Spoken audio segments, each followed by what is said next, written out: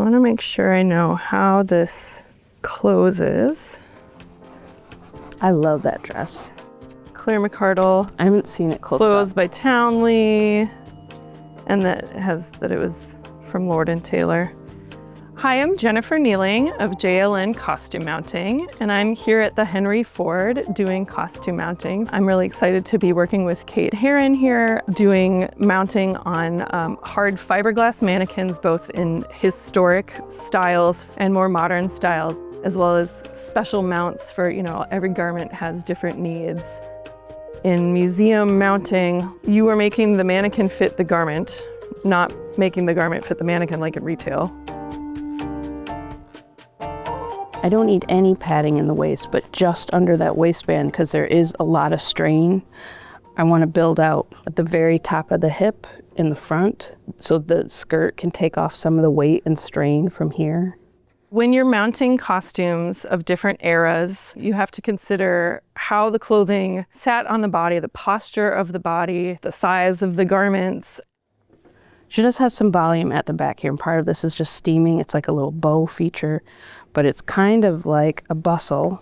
If this is a dress from 1900, the bustle should not be a feature of fashionable dress anymore, but this is obviously not an everyday wear garment, so it doesn't necessarily follow the rules of fashionable dress.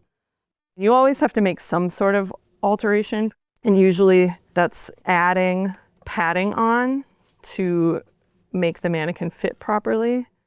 In order to have the dress sit right, we're adding ethifoam discs at the middle.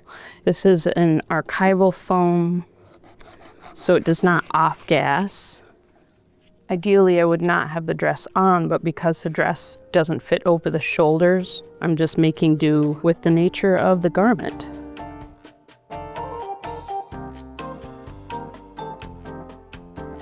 I'm putting on pantyhose, and this is both a barrier between the mannequin and the garment, and it is going to hold in our padding nice and taut with these stockings, and they're literally nylon pantyhose.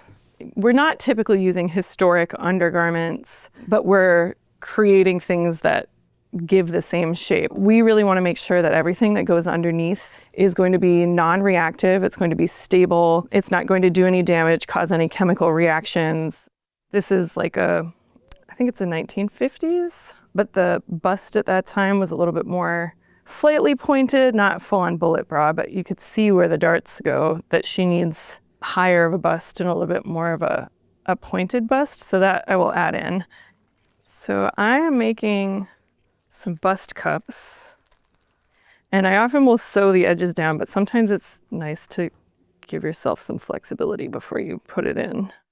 So typically when I'm handling costume, I'm not using gloves unless there are metal buttons or things that can tarnish. But usually I'm just using clean hands that I wash regularly because we really need that tactile sense to know how the fabric is going to behave and make sure that we're handling it in a way that it can withstand.